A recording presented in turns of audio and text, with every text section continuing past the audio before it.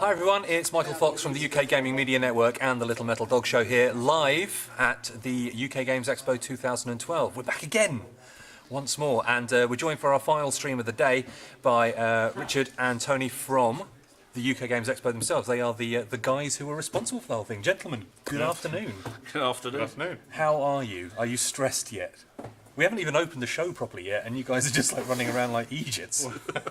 Most of the running around we do is before the show, actually, isn't it? This is true. How long does it sort of take to get the show organised for the year? I mean, basically, did you start the moment that the 2011 show finished? No, we normally have about 2 months where it just goes quiet. Yeah. And then, usually in terms of technical side, we start recoding the back end of the website, etc. The bit nobody sees, the administration. Running up to Essen in November, and really from November onwards, that's when the sort of the planning really starts, isn't it? Yes, yeah, really. We start with Essen as the sort of trigger point, really. We tend to go over there, talk to all the board game companies, and start slotting into place from there onwards.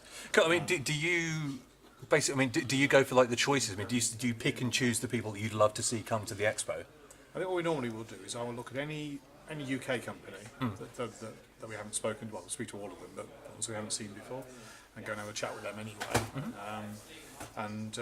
Well then, yeah, we'll have a look and see who we fancy coming along, really. Cool.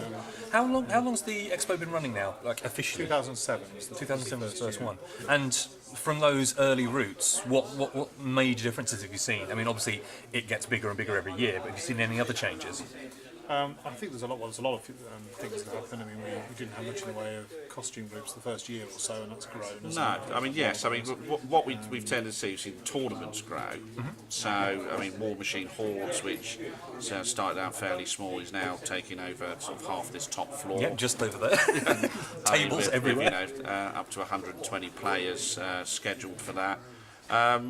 I think we've seen, a lot more publishers. So this year we've got Mayfair Games coming, which is a new thing for us. It's bringing them in, but we've provided the demo team for them. Cool. So one of the things we found at Essen and with American publishers, they're not going to spend £3,000 to send one person over to demo. So how do we get those companies to come to show their games? And so what we've done is we provide the demo team, we pay the demo team, and that gives them a presence. So that was something that really came through meeting Larry Rosnai and going to Essen.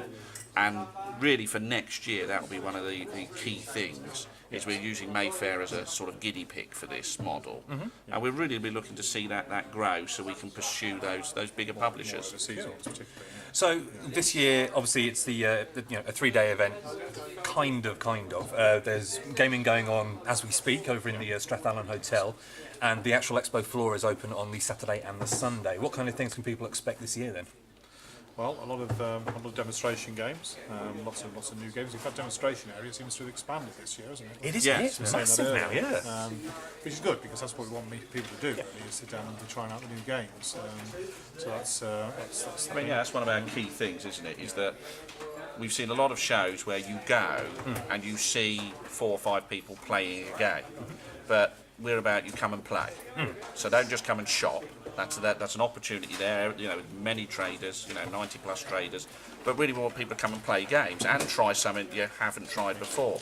So this year we've got something called the UK Expo Ambassadors, and the only role for those individuals is to see people who look lost and not sure, it might be a family who are going, oh, what's going on here? We came to see some stormtroopers and all these games, and actually say to them, look, well, have you tried playing this? Have you seen the family zone? And also you get those sort of lost role players, don't you, who sort of, socially dysfunctional, wandering around. And the ambassador's job is to go and talk to them and say, look, are you playing a game? Because we want people to come and have a good time. Yeah. And so, everything is geared towards engaging people to play, to sit down together, and to go away and say, you know what, that was a really great weekend. Yeah, I mean, the family zone now, when we first did it, I think the first idea we had 12 children playing the game in the very first year in 2007, something like that. And now it's the whole room. Yeah, again, it's an immense space, and there's a huge Retsami set up over there, and there are literally tables and tables and tables filled with so many different games. It's fantastic to see. And tomorrow and Sunday Sunday, that place is going to be rammed. Oh, yeah, right. It's going to be absolutely packed out, Oh yes, which is it great. always runs from opening point to closing. We have to effectively shoo them out at the end because they won't move. So we're looking forward to that. Cool. Other stuff we've got going on this year, of course, there's the this UK premiere of Going Cardboard as well. We're going to be showing that a couple of times. That's going to be pretty cool. Tomorrow and on Sunday. Yeah, that's going to be quite exciting. We're doing with live interviews with Laurie and Green, the director. So that'll be quite entertaining. Are there any games out this year that you are keeping an eye on? Obviously, apart from your own stuff, you're not allowed to say anything from user games, Richard. Not allowed. Well, Triple Ace are releasing Leagues of Adventure, the role-playing game which we released a scenario with them, and we released a scenario and sort of small gaming system with them last year. They're releasing the full RPG tomorrow, 6 weeks before it hits the shops, so you can only buy it at the UK Games Expo at the moment.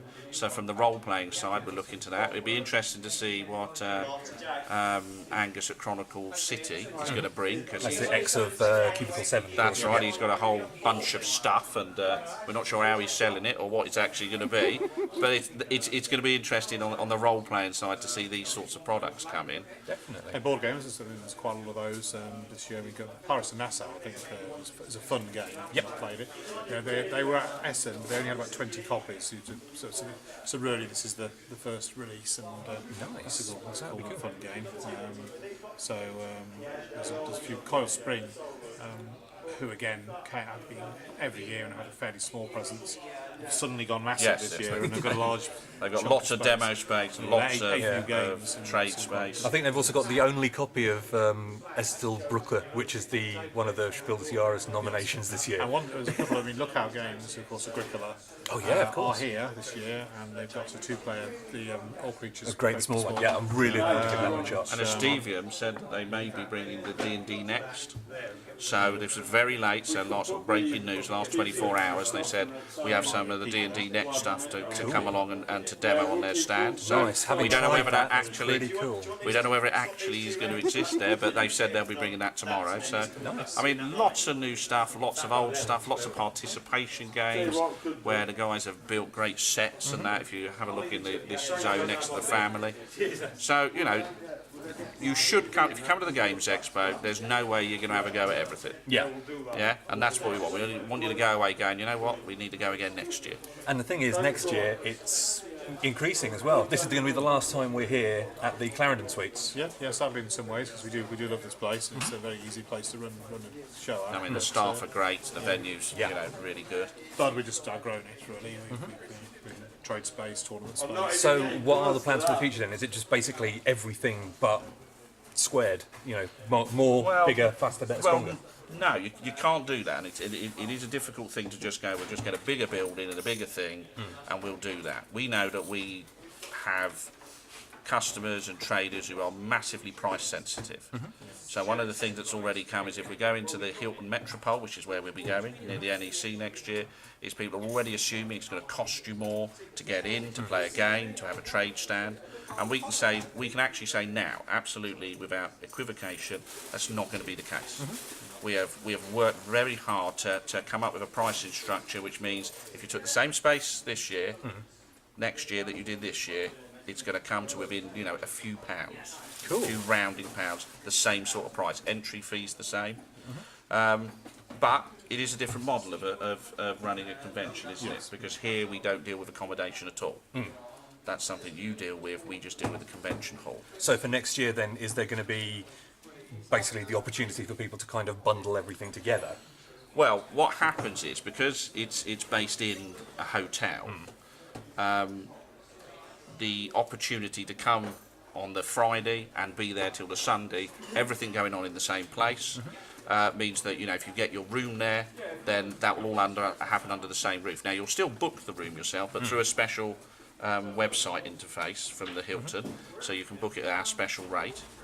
And then everything, instead of here where at 5 o'clock we have to transfer over, then we have the Strath Allen, and it becomes a little fragmented. There, you can come in and you can basically game until you fall over. Yes?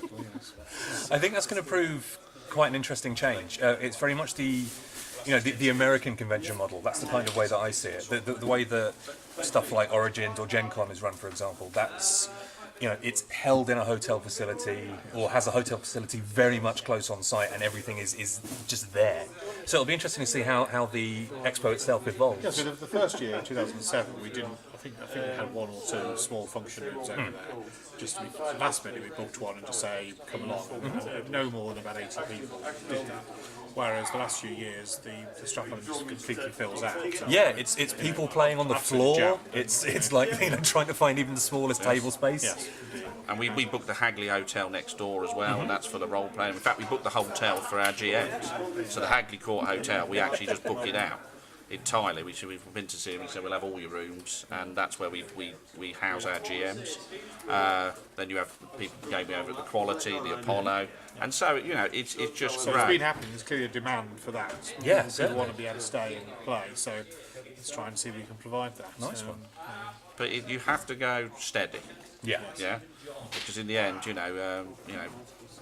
the books have to balance, and we've never been about the money. We've always been about the hobby and the games. But in the end, nobody wants to lose their house, This is very, very true.